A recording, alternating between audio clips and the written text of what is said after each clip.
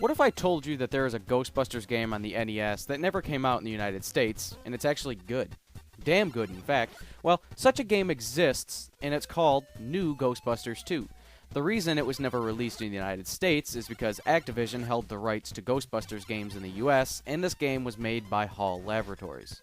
You can get reproductions, though, if you look around, or you can just import the PAL version and play it on your top loader, or hell, you can even play it on your regular NES if you disable the lockout chip, which is extremely easy.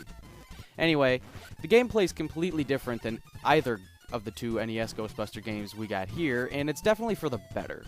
This game takes an overhead perspective and has you traversing through levels trying to eradicate all ghostly inhabitants. Simple concept for sure, but what makes it fun and unique is the game's concept of controlling two players at the same time. It's one player's job to stun the ghost with the proton pack, and another player's job to lay down a trap and suck the ghost inside. Once all ghosts in a certain area are trapped, you can move on to the next part of the level. Controlling two players at the same time can sound like a chore, but for the most part it works. One button controls the proton pack, the other controls the trap. However, if the game does have one flaw, this is it. When walking around, you only control the leading character, and the second character just follows you. This can lead to some annoying parts if you're in tight corridors, as the second player does get caught on things. Now, you only take damage through the first player, but you can't trap and get rid of any ghosts if you don't have both characters present. For the most part, though, it works, but some slight frustrations are frequent. The music and graphics aren't stellar, but they're not bad either. The music isn't annoying, but it's not something you'll be whistling later on. The graphics aren't amazing, but the cartoonish caricatures do represent the Ghostbusters well, and the actual ghosts in the game are portrayed nicely too. Another thing the game does well is follow the movie. The levels generally follow right along the same settings that are in the movie, and the bosses feel appropriate. So, overall, the game is actually great. The graphics and music aren't amazing, but they're amusing. The gameplay, small complaints aside, is where the game shines. It's fun, it's unique, and it's a real joy to play.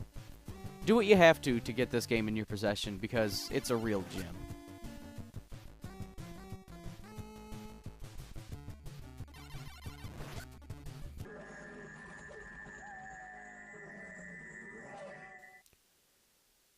This one isn't exactly unknown or a hidden gem, perhaps, but for me, it is. Up until playing this, I had only played the original Gauntlet in the arcade and the assy Gauntlet 2 on the NES. I didn't hate the original Gauntlet, but I wouldn't really consider myself a big fan either. I thought it was repetitive, and after a while, it just got boring.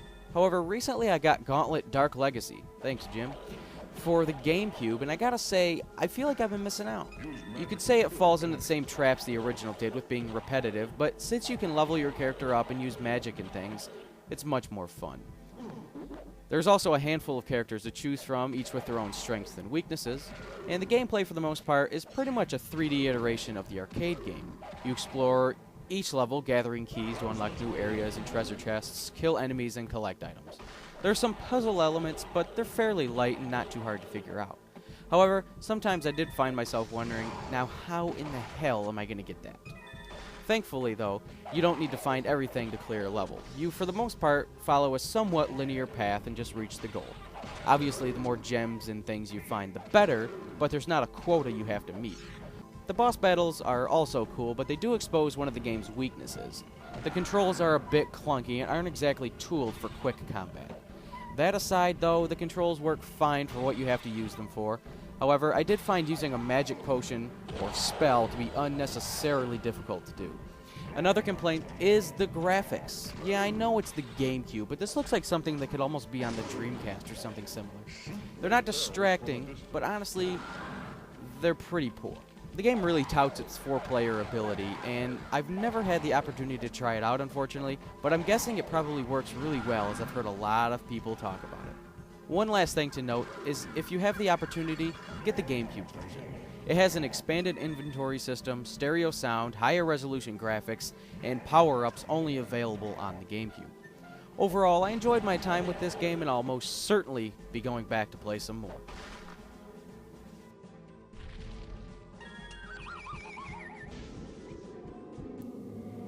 If you played the first Evil Dead game, well, excusing the Commodore 64 game. But Evil Dead Hail to the King on PlayStation or Dreamcast, I have but one thing to say to you.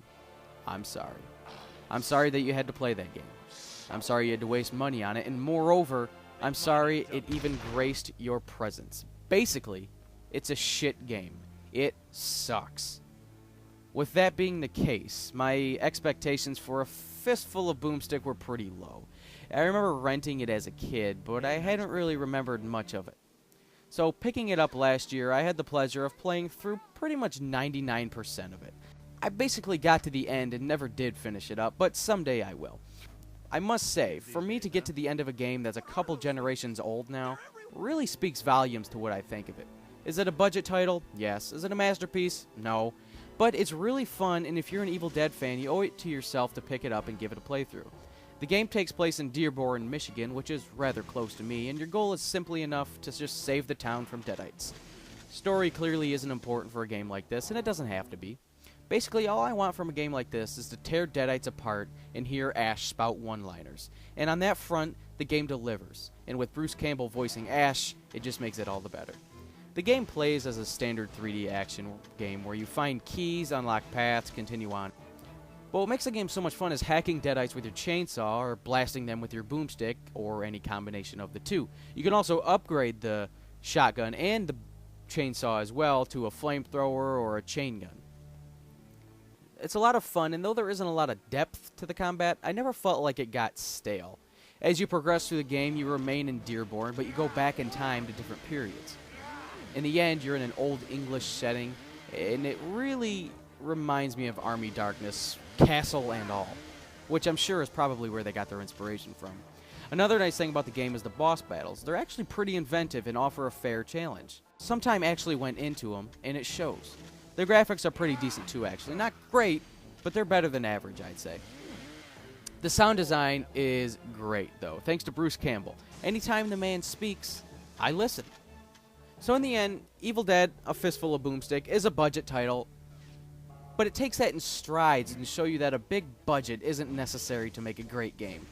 Yeah, I said it, a great game. I like this game a lot, and if you're an Evil Dead fan, pick it up. You won't regret it. Just stay as far away as possible from that fuck heap of a game, Evil Dead, Hail to the King.